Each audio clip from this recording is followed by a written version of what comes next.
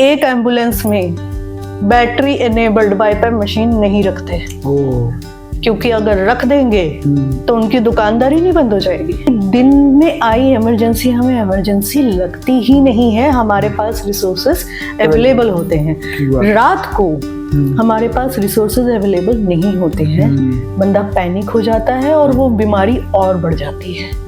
तो इमरजेंसी, असल में इमरजेंसी सूरज ढलने के बाद ज्यादा होती है। और दूसरा मेजर पॉइंट हमेशा वीकेंड्स को होती है ज्यादा। कि आप अगर किसी मुसीबत में नहीं फंसेंगे तो क्या आप मुझे बैठे बिठाए 50,000 रुपए दे देंगे? मैं यूं मांगूंगी, दे दोगे? नहीं दोगे ना। सही बात है। जब तक इमरजेंसी में नहीं फंसोगे तब तुम कहोगे कि भैया 1 लाख ले लो, इससे पीछा छुड़वाओ हमारा। मैं ऐसे भी डॉक्टर्स को जानती हूँ जो अपने ओटी में माँ वैष्णो देवी का जागरण चलाते हैं। अच्छा। हाँ, मैं ऐसे भी डॉक्टर जानती हूँ जो रोज अपने ओटी में भजन चला रहे हैं, या जिस भी जहाँ पे भी उनका यकीन है वो चला रहे हैं। मैं ऐसे डॉक्टर को भी जानती हूँ जो हर सर्जरी से पहले माँ वैष्णो देवी को माथा टेकते हैं कि माता ये तुम करा रहे हो, मैं नहीं कर रहा हूँ, पेशेंट बचा लेना।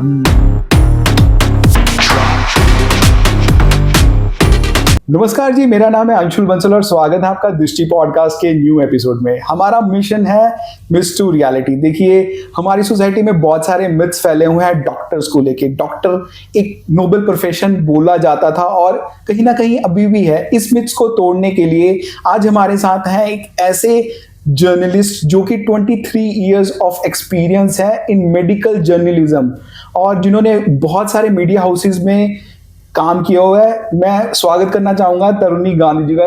मैम, वेलकम आपका हमारे पॉडकास्ट में। Thank you very much Anshul, thank you for having me here.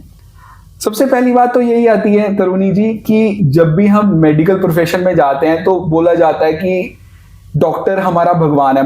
हम बचपन से सुनते आते हैं कि कभी भी होता है कि डॉक्टर हमारा भगवान है, लेकिन आजकल ऐसे मिथ्स फैल रहे हैं, या फिर वो असली में ऐसा है कि डॉक्टर हमारा भगवान है या नहीं भी? आपकी बात सही है, पर डॉक्टर पहले इंसान है, बाद में भगवान है। तो एक बड़ा फेमस फ्रेज है, टू अर्र इज ह्यूमन।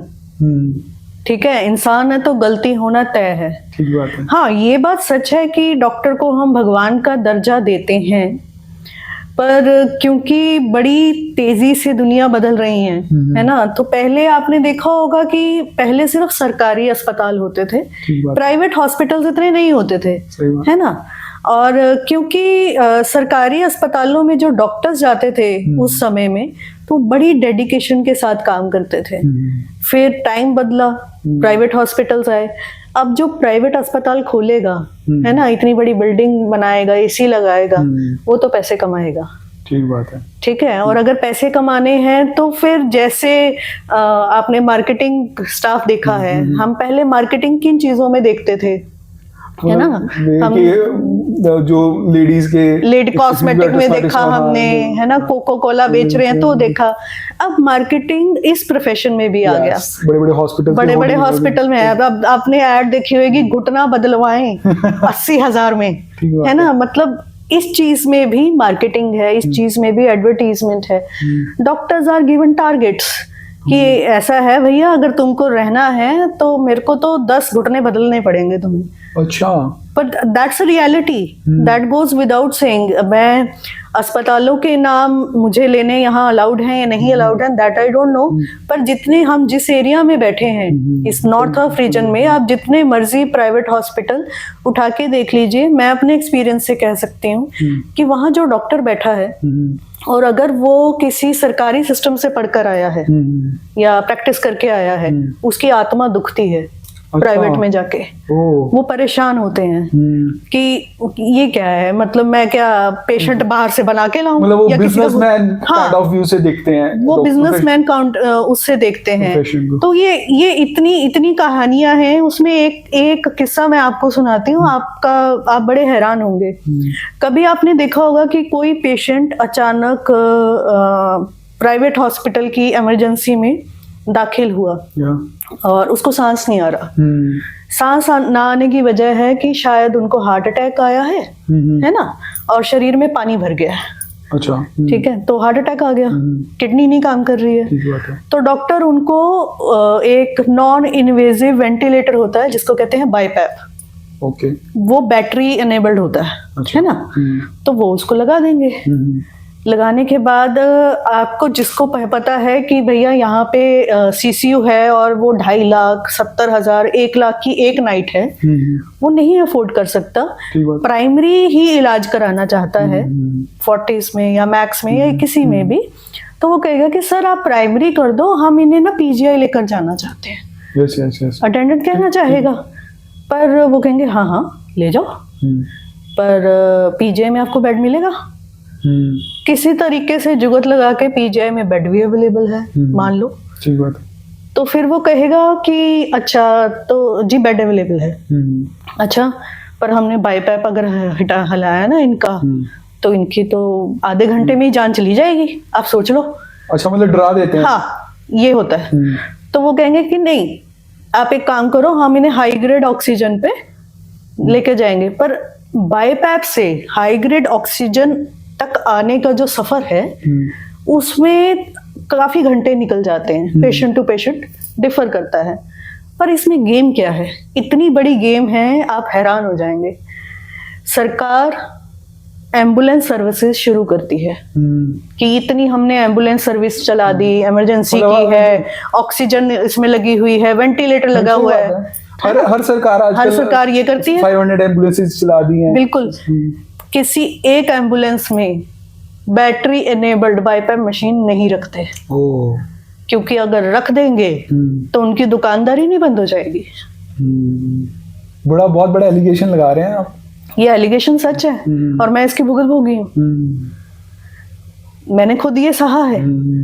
तो मेरा ये सवाल तब भी पंजाब सरकार या हरियाणा सरकार, क्योंकि ये पूरे रीजन की बात कर रही हूँ मैं, पूरे नॉर्थ रीजन की, शायद ही कोई इक्का दुक्का एम्बुलेंस होगी जो BiPAP ventilator, non invasive ventilator कहते हैं, ये अपनी एम्बुलेंस में रखेगा। इसकी कॉस्ट कितनी रहती है? 70,000 की पूरी मशीन आती है। बस 70,000 में नहीं कर सकते? तो आप वेंटिलेटर भी तो रख रहे हो ना, आपने इनबिल्ट करा दिया ना, एक मशीन रखने में आपका क्या जाता है? आप रख लोगे, पेशेंट किसी टर्शरी केयर हॉस्पिटल में चला जाएगा, ठीक है, पर आपको तो भैया अपना आईसीयू का बिल तो बनाना है ना। ठीक बात है। उस आईसीयू के बिल बनाने के चक्कर में आपने पेशेंट को लटका दिया, मिसगाइड अलग किया। डॉक्टर्स यहाँ पे मैं डॉक्टर्स की नहीं, मैं इस सिस्टम को एक्यूज इसलिए कर रही हूँ क्योंकि ये ह्यूमैनिटी पे ज्यादा नहीं सोचते हैं, ये अटेंडेंट की हालत नहीं देखते हैं कि वो किससे, आपके लिए पेशेंट है ना, उसके लिए तो पूरी दुनिया है ना, उनके लिए सिर्फ एक क्लाइंट है, शायद उनके लिए शायद क्लाइंट है, पर अटेंडेंट के लिए वो उसका फादर हो सकता है, उसका हस्बैंड हो सकता है, उसका बच्चा हो सकता है, पूरी दुनिया है वो उसकी। आपने 2 मिनट में ये कहानी करके उसे डरा दिया, वो बेचारा चुप करके खड़ा रहता है कि ठीक है, मेरी संपत्ति लुट जाए, मेरी जमीन लुट जाए, मेरा सब कुछ लुट जाए, मेरा पेशेंट बच जाए। सही बात, ठीक है, जबकि वो बाईपैप लगा के टर्शरी केयर हॉस्पिटल में जा सकता है, नॉमिनल चार्जेस में उसका इलाज हो सकता है और वो बच भी सकता है। ठीक बात नहीं, 70,000 कोई बड़ी अमाउंट, बहुत बड़ी अमाउंट नहीं है, पर फॉर सम इट इज।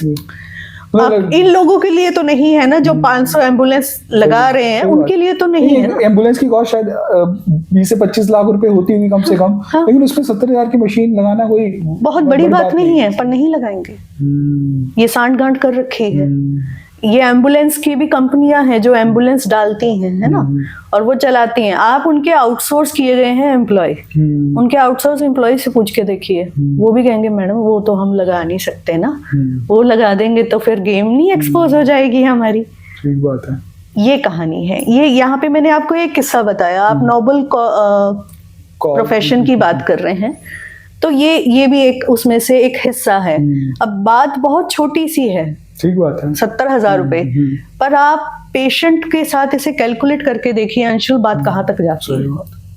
तो मतलब ये है कि जो आजकल प्रोफेशनलिज्म आ गया या एक हॉस्पिटल को बिजनेस के तौर पे देखने लगे हैं, उससे ये कॉज खराब हो रहा है।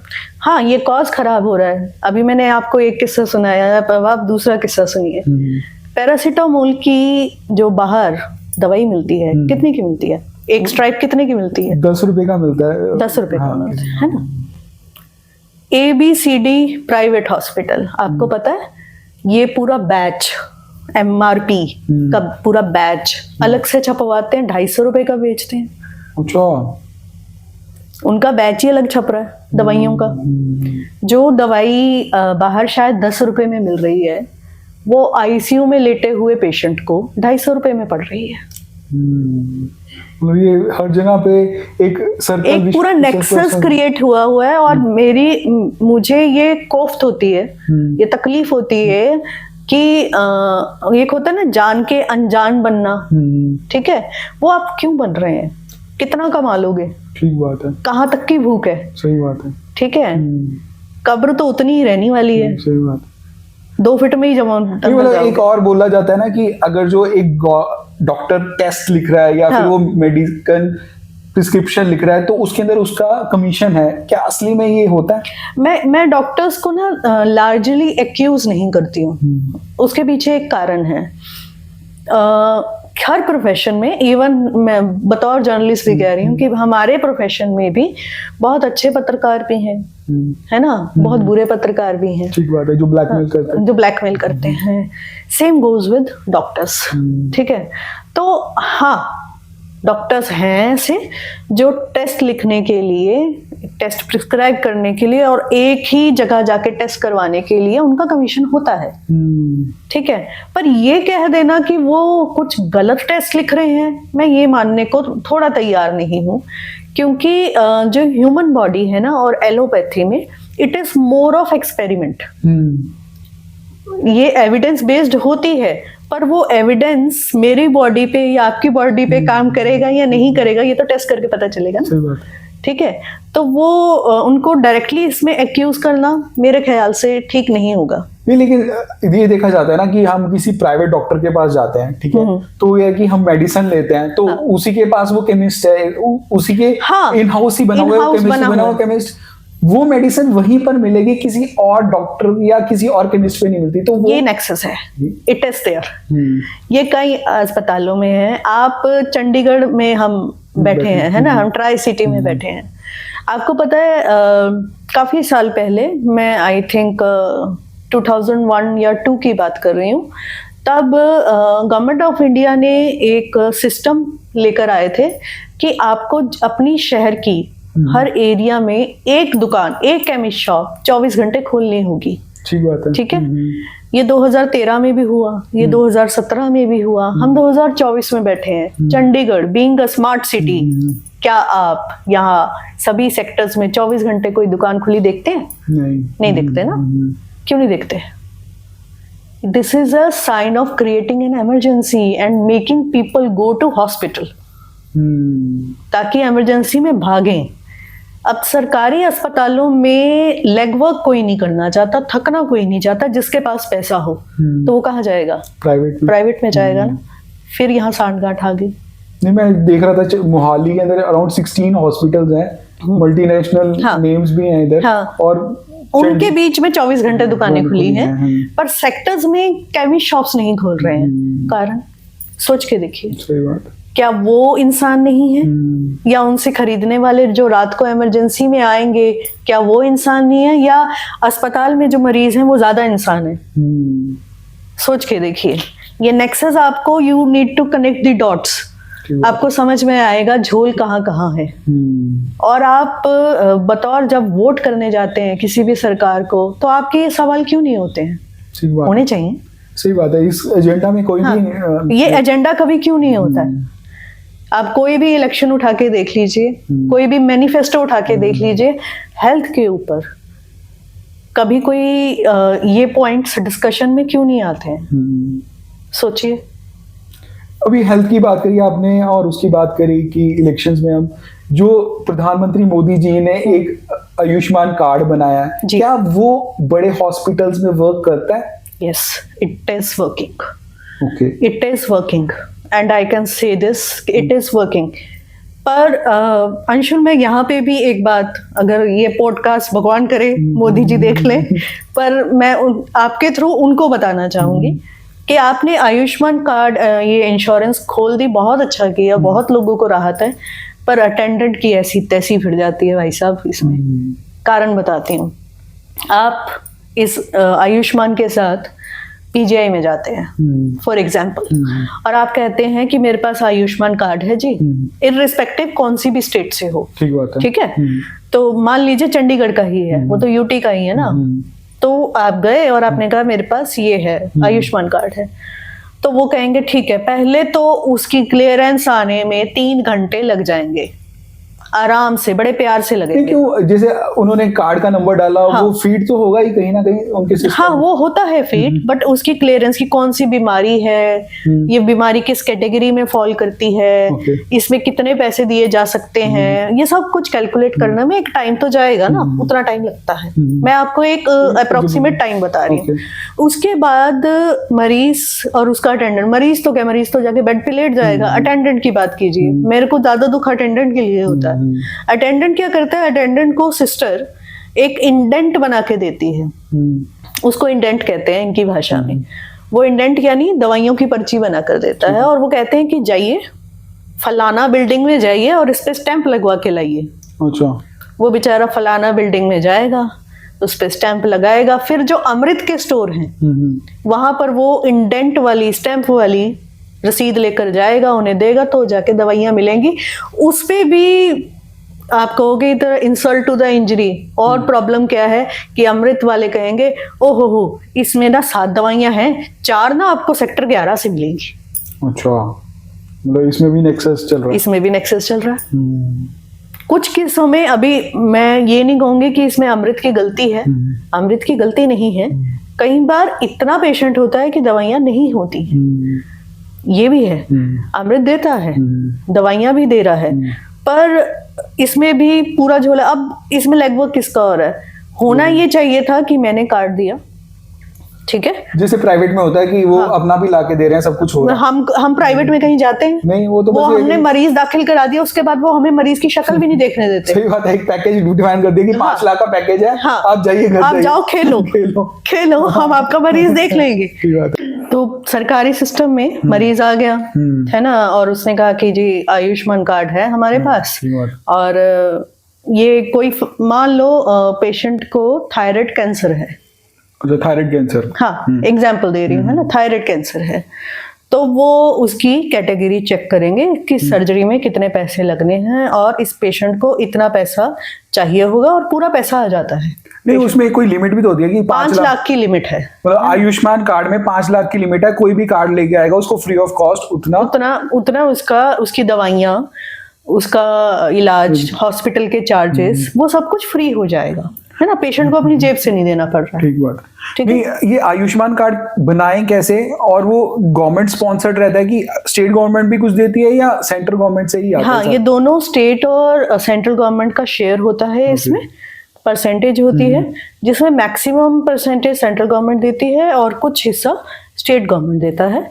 और कुछ जैसे आप कैसे कुछ स्टेट्स का इशू चलता है इसमें, जो नॉन सेंटर के स्टेट है, मतलब आजकल जो बीजेपी की गवर्नमेंट है, जहां पर बीजेपी की गवर्नमेंट होगी वहां पर तो ये पूरा चल रहा होगा मेरे हिसाब से। बिल्कुल। जहां पे नहीं है, मतलब मान लो वेस्ट बंगाल हो गया, पंजाब हो गया, जहां पे इंडिया में बीजेपी की सरकार नहीं है, वो शायद इसको अगेंस्ट बोलते हैं, क्योंकि ये शायद पेशेंट्स के फेवर में, हाँ, ये देखो, दैट गोज विदाउट सेइंग कि पेशेंट्स को एट लार्ज पिक्चर में इसमें फायदा बहुत होता है। और कुछ ऐसी स्टेट्स हैं जो इसको लागू नहीं होने देती। ओके, ठीक है, तो उसकी वजह से बेचारे पेशेंट सफर करते हैं, क्योंकि उनके पास आयुष्मान कार्ड होता है। अब अगर मैं पंजाब सरकार की बात करूं, तो पंजाब सरकार तो बना रही है, पंजाब सरकार आयुष्मान कार्ड दे रही है। पंजाब सरकार के पीछे ये इशू जरूर आया था कि पीजीआई कह रहा था, या 32 या 16 अस्पताल कह रहा था कि पंजाब सरकार की तरफ से हमें पैसा नहीं आया है। वो भी इशू उन्होंने सॉर्ट करने की कोशिश अपनी तरफ से की है, पर दिस इज नॉट समथिंग कि पंजाब सरकार इसे इंटेंशनली कर रही है या केंद्र सरकार को नीचे। पंजाब सरकार ने अपना, और ये भी हुआ है, जैसे हिमाचल में कांग्रेस है ना, तो उन्होंने आयुष्मान की स्कीम को अपना नाम देकर अच्छा, अपना काम करना शुरू कर दिया। ठीक है, तो सेंट्रल गवर्नमेंट कहती है कि पिक्चर क्लियर होनी चाहिए ना, पेशेंट को फायदा होना चाहिए, तुम आयुष्मान करो, अपना नाम लगा दो, कोई बात नहीं, आप पेशेंट को ट्रीट करो। ठीक है। अभी इस पूरी पिक्चर में अंशुल होता क्या है कि अटेंडेंट जो होता है, जो सरकारी अस्पताल में जा रहा है, उसको वो इंडेंट देते हैं, है ना। मान लो पेशेंट का आ गया कि ठीक है आपका पेशेंट आयुष्मान में रजिस्टर्ड है जी, इस बीमारी में इतना पैकेज आपका आ गया, और फिर असली मशक्कत जो शुरू होती है सरकारी अस्पतालों में, खास तौर पे पीजीआई या 32 में, वो अटेंडेंट की होती है। जैसे मैं कह रही थी ना कि प्राइवेट में तो आपने पैसे दिए और आप जाओ आराम से, आप एज अ गेस्ट गए हो उधर। हाँ, एज अ गेस्ट गए हो। अटेंडेंट वहाँ इजी में है क्योंकि वो पैसे दे रहा है, यहाँ everything bears a cost, right. तो यहाँ कॉस्ट अगर नहीं जा रही है आपकी जेब से, सरकार की जेब से जा रहा है, तो लेग वर्क लग रहा है, ठीक है, कॉम्पनसेशन इस तरीके का हो रहा है। तो वहां पे अटेंडेंट दुखी हो गया। अटेंडेंट इस कदर दुखी होता है कि वो दूसरा मरीज बन जाता है। सही बात है। ठीक है, उसको कहीं ना कहीं से दवाई नहीं मिलेगी, नहीं तो पर्चियों पे स्टैंप लगा कर लेकर आओ, जबकि होना ये चाहिए कि एक सेंट्रलाइज सिस्टम हो जाए, लेग वर्क कम हो जाए। पेशेंट अटेंडेंट का काम होता है पेशेंट की टेक केयर करना, ठीक बात है, और वो उस पे टाइम दे, ना कि भागने में उसका टाइम जाए। ऐसा मेरा निजी मानना है, क्योंकि मैं देखती हूँ वहां पेशेंट सफर होते हैं। तो आयुष्मान, हाँ, in total conclusively Ayushman is a bliss. बस ये थोड़ी अगर लेग वर्क कम कर दें तो मतलब आप कहेंगे कि गवर्नमेंट को कि इसको सेंट्रलाइज कर लीजिए, जैसे प्राइवेट करते हैं, सिमिलर कुछ उस तरीके का एक कंसेप्ट को लेके आइए और इससे रिवाइवल। हाँ, इसे हर चीज को आपको अपग्रेड करना चाहिए ना।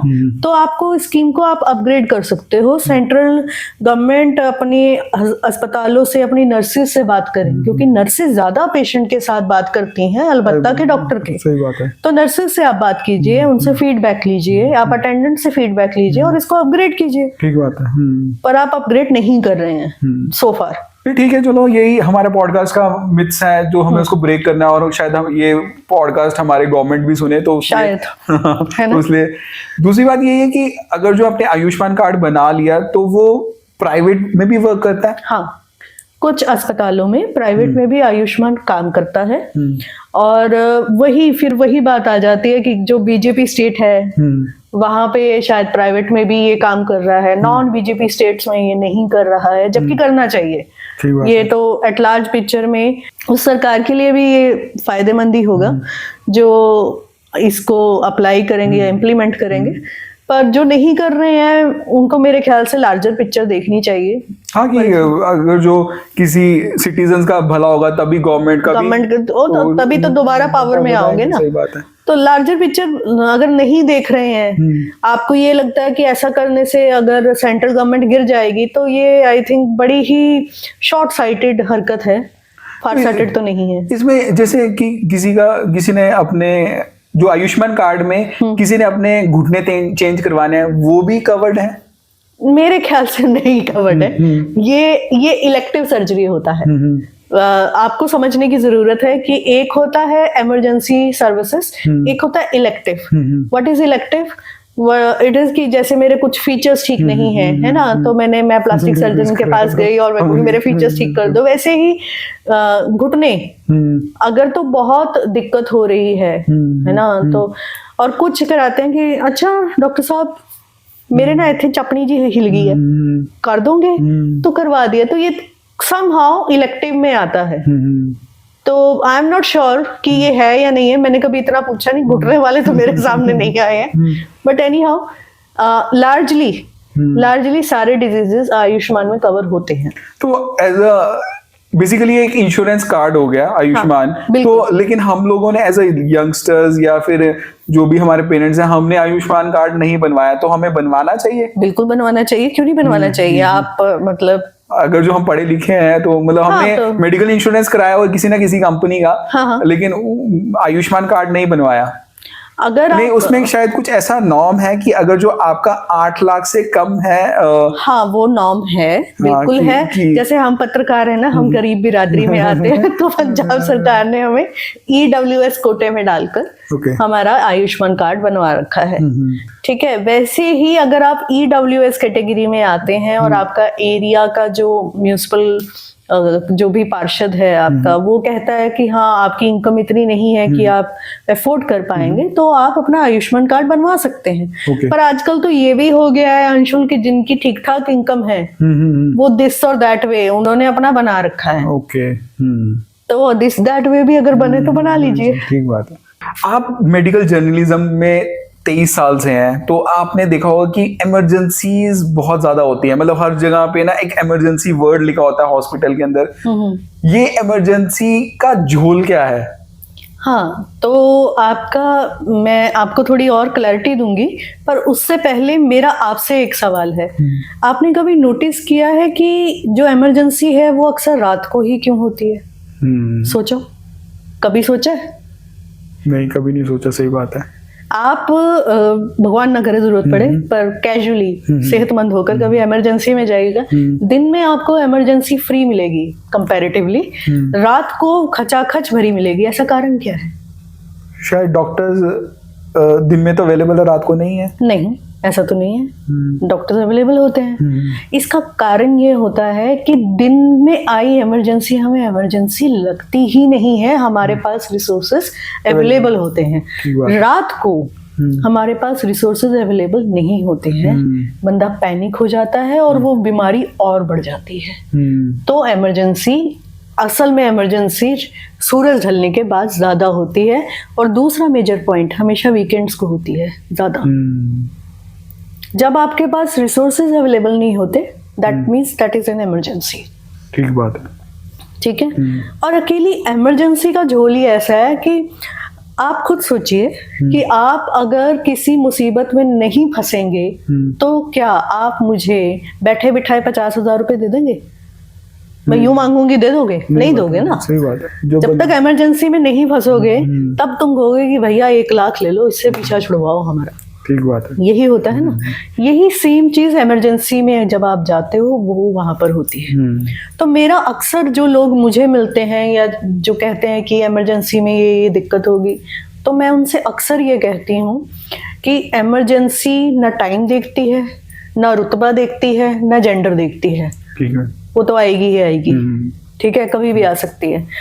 आपको इसके लिए तैयार होना है। आपको कैसे तैयार होना है? अगर आप ये कुछ 10 पॉइंट याद रख लें और रूटीन में ले आए तो वो इमरजेंसी आपको इमरजेंसी नहीं लगेगी। वो 10 पॉइंट क्या है? हर साल आपके घर में किसी ना किसी का बर्थडे आता है। ठीक बात है। बिल्कुल आता है। आप सबका मेडिकल टेस्ट करवाइए, फुल बॉडी टेस्ट करवाइए, और मेक श्योर कि आप वो सारी जो रिपोर्ट है उसकी फाइलिंग करें, हर बार करें। ओके। आपका मेडिकल रिकॉर्ड तैयार हो गया।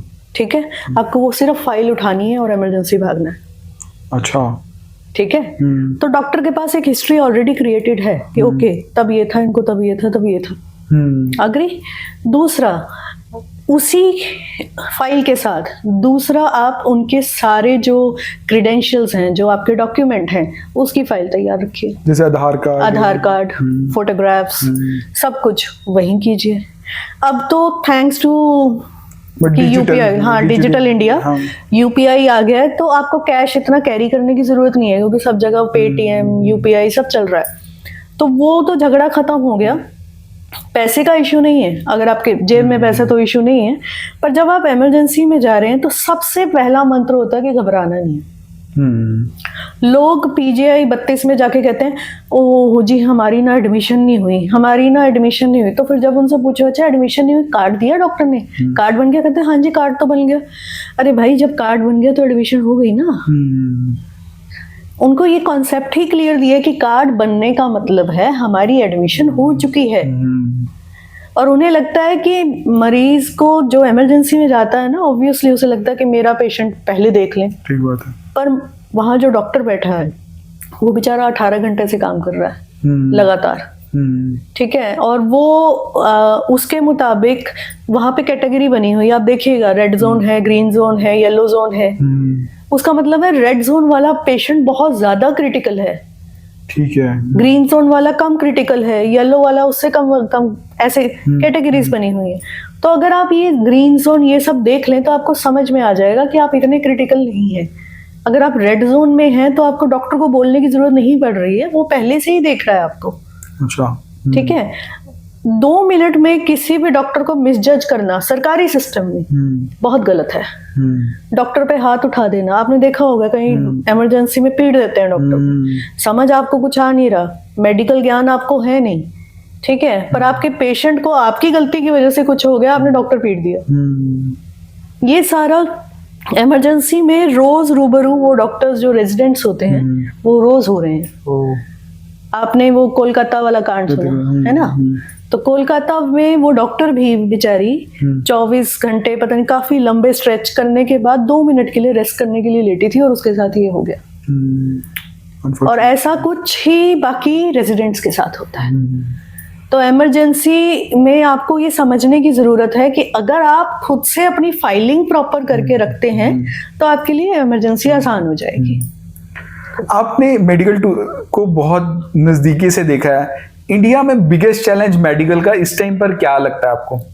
मुझे लगता है कि लोग ना अपनी मेंटल हेल्थ को बीमारी नहीं मानते। That's the biggest challenge what I see right now. उनको लगता है कि मैं डॉक्टर के पास जाऊंगा अगर मेरे इस पार्ट के नीचे वाले किसी पार्ट में दिक्कत है। पता नहीं उन्हें क्यों नहीं लगता कि दिमाग ऑर्गन नहीं है। ठीक बात है। क्यों नहीं लगता? मेरी सच में समझ के बाहर है। नहीं, लोग सब बोलते हैं साइकेट्रिस्ट के पास जा रहा है तो मतलब पागल है। अरे नहीं, ये गलत है। और ये मैं चाहती हूँ कि आप बार बार अपने जितने पॉडकास्ट करें आगे भी, बेसिकली यही मिथ्स को ब्रेक करने के लिए हम बैठे हैं। हाँ, तो ये नहीं, आप पागल नहीं हैं। आपका ब्रेन हार्मोन्स सिक्रेट करता है, पूरी आपकी बॉडी को कंट्रोल करता है। तो जब आप बहुत कुछ सोचते हैं, आपके हार्मोनल इम्बैलेंस होता है, तो आपकी साइकेट्री प्रॉब्लम हो सकती है। और साइकेट्री प्रॉब्लम होने का मतलब पागल नहीं है। Talk about it. अगर आपको डिप्रेशन हो रहा है और आप क्यों नहीं बात करना चाहते, आपको लगता है लोग आपको जज करेंगे, तो कर दे दो ना, आपने तो बोल दिया ना। ठीक बात है। अपना हाँ, निकालो, बात करो। जब तक आप बात नहीं करेंगे, डॉक्टर को नहीं लेंगे, हेल्प नहीं लेंगे किसी की, आप ठीक ही नहीं हो सकते। और एक सीरियस डिजीज है, इसको एज डिजीज की तौर पे लीजिए और उन लोगों की हेल्प कीजिए।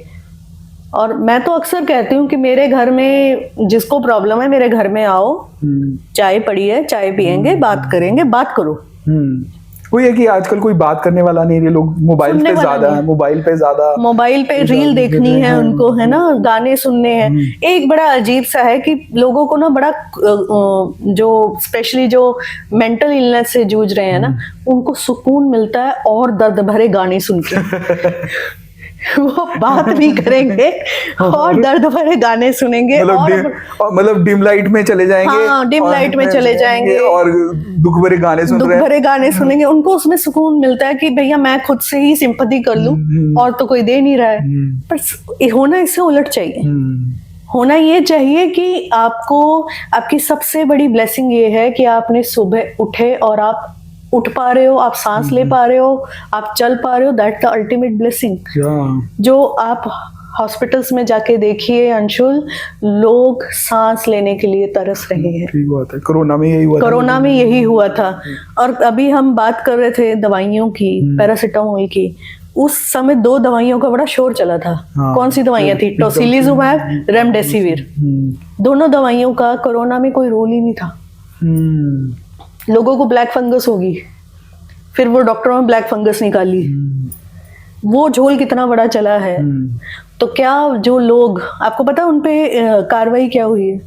250 रुपए जुर्माना। ये मजाक है? सही में मजाक लग रहा है। ये मजाक है। यहाँ पे एक प्राइवेट हॉस्पिटल है चंडीगढ़ में। अभी मैं अगर उनका नाम ले लूं तो वो रोने लग जाएंगे। उन्होंने एक बिल बनाया जिसमें लिखा हुआ था एक्स्ट्रा ऑक्सीजन के पैसे लगाए हुए थे उन्होंने 20,000 रुपए। अब भैया मुझे सांस नहीं आ रहा, मुझे ऑक्सीजन लगाई।